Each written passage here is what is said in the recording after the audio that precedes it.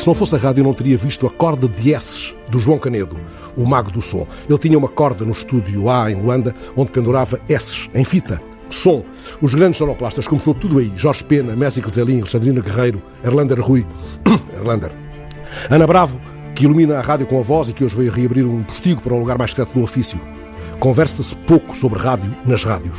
Nós temos conversado muito, felizmente, e muitas vezes levamos a conversa para fora daqui e chamamos gente para a nossa conversa. A rádio fez-se-nos de riso, de abraço, de golpe de asa. Com ela perdemos o medo do escuro, estrada fora, muitas vezes. Espero que mais ainda. Amada rádio, o que te prende hoje aos dias que passam? Para onde vais tu? É esta a proposta que lançamos e com o melhor dos pretextos.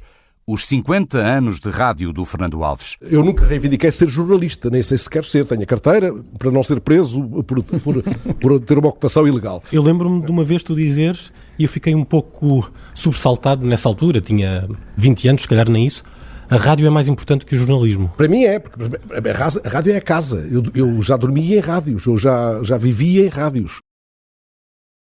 Tu fizeste aqui o elogio da rádio no sentido do agradecimento à rádio, que me tocou muito. Cada um de nós que fez reportagens, cada um de nós que fez noticiários, não é? Quer dizer, os momentos que nós temos que agradecer.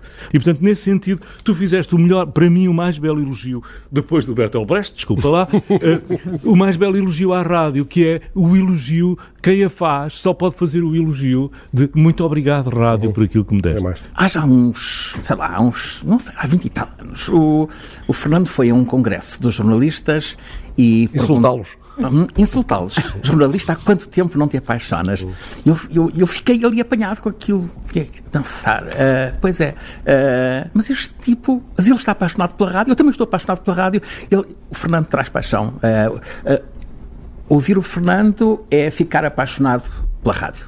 O que verdadeiramente o Fernando, que nós conhecíamos, queria era seduzir as pessoas. O Fernando porventura, o único jornalista que eu conheço que é capaz de arriscar ir até ao último milímetro da fronteira que separa palavras ungidas, palavras tocadas pelo divino, de, porventura, uma piroseira. E ele consegue travar sempre 1 milímetro antes. Mas tenho a atração desse abismo. Tenho a atração desse abismo. Mas tens uns fantásticos travões. Há aí um lado aventureiro que é muito interessante, mas que é perigoso. Nós podemos, porque a palavra é inflamável, nós podemos desatar, podemos pôr gente a acreditar em coisas porque ouviu mal, porque pareceu que nós dissemos assim e dissemos assado, podemos desencadear tumultos, não é? Com o que dizemos. Nós somos incendiários, às vezes involuntariamente. A palavra não é como uma flecha que se mandou, não se pode ir lá buscá-la quando já está no ar a fazer os seus estragos, os seus magníficos incêndios. Para mim, a rádio sempre foi o impossível. Sempre foi o espaço aberto para nós fazermos os sonhos maiores. Mas, ao mesmo tempo, eu sempre me conformei com a rádio aquilo que eu poderia chamar assim uma espécie de torcineira. Quer dizer, a rádio é como o sino da nossa aldeia, não é? Que dá as horas, as meias horas, os quartos de hora, que celebra os nascimentos, os batizados, os casamentos, as mortes, os funerais, os fogos. E os alertas, toca a rebate. Os push essa é que é. Com razão de ser, os push a sério. E por isso mesmo é que os ouvintes, a certa altura, gostam de certas vozes que lhe aparecem e de certas coisas que as pessoas inventam, porque as pessoas estão estão no ramo-ramo do dia-a-dia e depois aparece-lhe alguém a dar uns sinais. E porquê é sempre tudo muito bom? É tudo quando é 1 minuto. A tua rádio mesmo, não sei se fosse tu que escreveste, os sinais são sempre anunciados como uma coisa de 1 minuto. Tu nunca fazes 1 minuto, fazes um bocadinho mais. 3 minutos. São 3 minutos. Mas, na verdade... Não, mas para fazer 1 minuto tinha que ser muito bom. Exatamente. Não tens tempo para ser mais... Para 1 minuto. 1 minuto é mais difícil. O que nos leva aos 3 é uma generosidade egoísta, se posso pôr a coisa paradoxalmente, que é, eu quero tanto partilhar o que descobri, sim, que inundo a antena com informação a mais, com dados, mais dados também lá, né? E estou a ser sobranceiro porque estou a mostrar, porventura de uma forma até deselegante, que sei muita coisa daquilo, ou que apanhei agora ali na curva, muita coisa sobre aquilo, muita informação. O que eu acho que se perdeu na rádio toda, porventura, não apenas nesta, foi essa permanente obrigação de ir diferente. Vamos pelo nosso gancho, pelo nosso lado. Lembro que na TSF, no início, havia até alguma hostilidade da concorrência em relação à TSF, porque nós éramos os cagões que estávamos sempre a falar da pergunta TSF. Isso não correspondia a uma sobranceria, uma arrogância, tenho absoluta consciência disso, mas a um desejo de fazer com uma marca distintiva.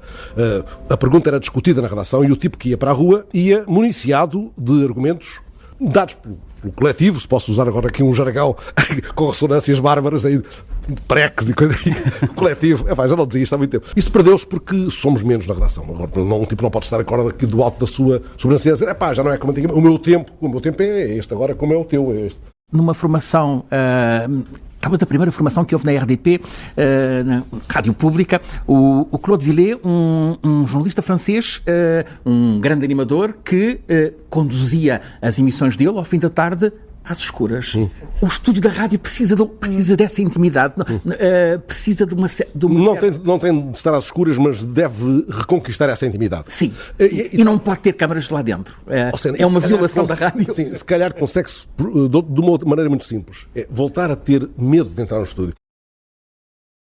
É importante nós olharmos para este lugar sagrado, mítico, como um lugar que faz mais do que jornalismo. Quando vocês trouxeram cá o bando para uma invasão mítica, foi talvez para mim o melhor momento da história da rádio em Portugal nos últimos 10 anos.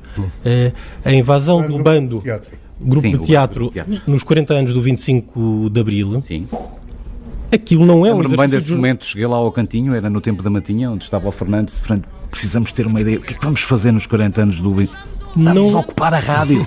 É isso mesmo. O quê? Mas não podem estar nas instalações da TSF. Isto é uma rádio e a rádio é a casa das palavras. Então o que é que pretende? Nós queremos aqui dar novas palavras. Não era um exercício de jornalismo. Provocava jornalismo por cima disso. Depois o fórum até foi sobre esse tema.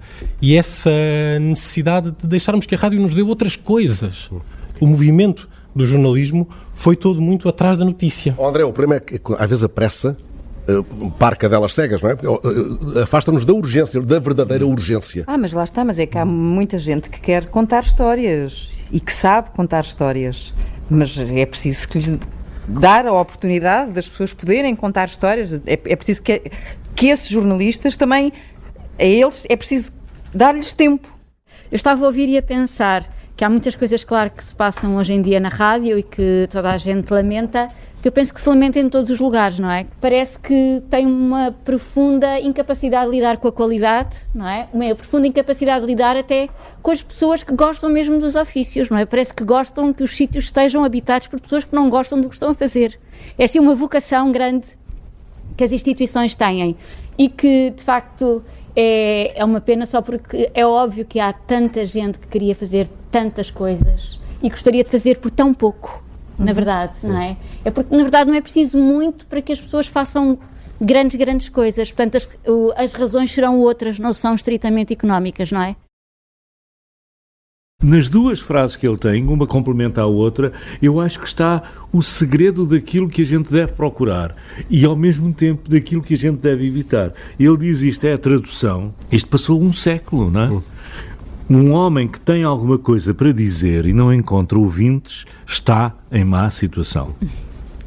Mas estão em pior situação ainda os ouvintes que não encontram quem tenha algo para lhes dizer. E depois complementa isto e parece que está a falar do tempo de hoje e destas incertezas. Ele diz assim: não basta dizer tudo a todos.